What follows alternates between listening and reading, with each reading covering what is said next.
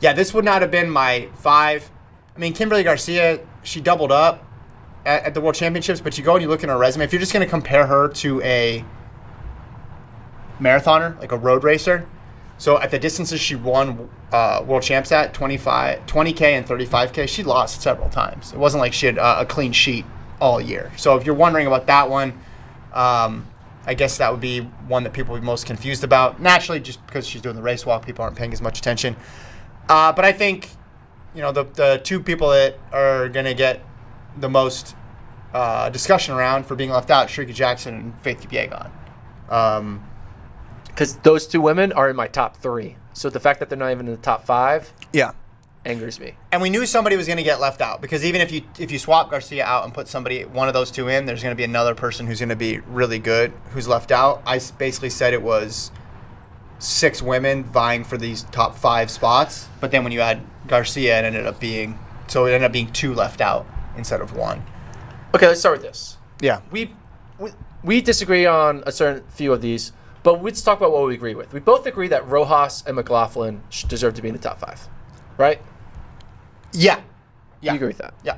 So now, and we both agree that Garcia, the race walker, should not be in the top 5. Correct. And not because of race walk, but just because of the resume. Just want to be clear of that. Now, I could also see an argument. It's like, why, comparing race walk to track is tough, but you can say comparing marathon to track is tough too. But you look at a record, again, there's a bunch of losses there. Do you think that there is some putting your foot on the scale to have your foot on the scale? Your foot on the scale. Not your hand on the scale. Well, you can put it. It's a no, it's track. So track, hand on the scale. Got it. To make the event representation Yes. more diverse. Yes, because I think they look at that as road racing. So now you have a road race representative. Because on the women's side, you couldn't pick a marathoner because there were so many women who were all running super fast and no one dominant force. So yes, they wanted a road representative. They wanted a field jumps representative. But that's not in the rule book. Why don't they announce that we are only we're gonna make sure we dilute our top 5 because we want to make sure a little bit of everybody's represented. Mm-hmm. We're going to pretend that it's this 25, 50%, 25% voting, but really like we're going to make sure. Well, they probably did vote that because they were thinking of we want representation across all the events. But that's not how you pick the best athlete. You don't pick the best athlete by representation. You pick the best athlete by year 1, year 2, year 3, year 4. Well, and you end up with no distance runner here. You have a race walker in here, but you have no distance runner. Faith Kipyegon is 10x better than Garcia.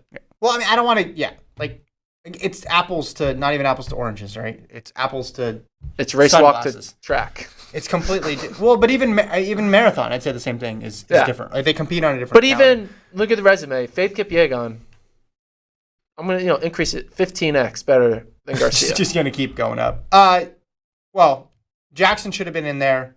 But we both agree that Garcia should not have been in there? I agree that Garcia should have been there. And so now let's go to... Well, my top 5 didn't change. I didn't change no one ran anything between last month and this month. I have Sydney 1, Fraser Price 2, Rojas 3, Shrika Jackson 4, and then I had Amusan 5 and Kipyegon 6. If you swapped Amusan and Kipyegon, I wouldn't have been too bent out of shape about it. 2 completely different resumes. I get it. But that was my top 5. So they had... they missed out on putting... Shrika in there. Kevin, can I ask you something? Yeah. So I'm obviously have the opinion that I think Shrika Jackson was the best short sprinter in the world this year over Shelley and Fraser Price. It's controversial because everyone says, how dare you... Ooh, controversial. How dare you say ill will against Shelley Ann. Shelley Ann's great, but I just think Shrika was better. Now, question for you. Yeah. If you took Shrika Jackson's resume... Mm-hmm.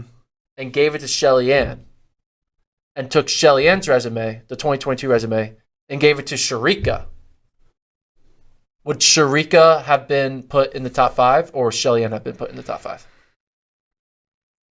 Are you saying because it's the 100, or are you saying it's because Fraser Price's history in the event? Yes.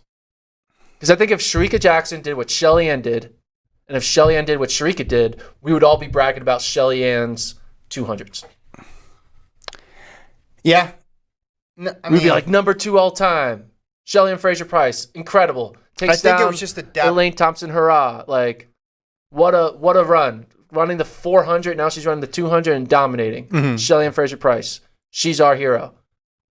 I think, listen, both of them should have been in there, and I think it's crazy because if you want to spread it around to the events, you're going to run into situations like this. Like, what if Shericka Jackson broke the world record in the 200?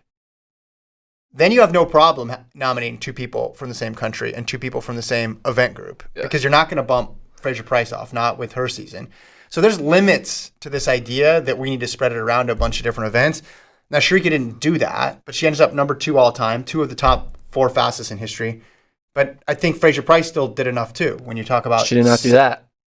7 top 20 performances. That's making up a stat. Only 1 loss in the finals. Like, put together the best 100-meter season in history. So I think both of them should be there. Again, I have Fraser-Price 2. I have Sydney 1. Do you think that Shericka had the best 200-meter season in history? I need to look.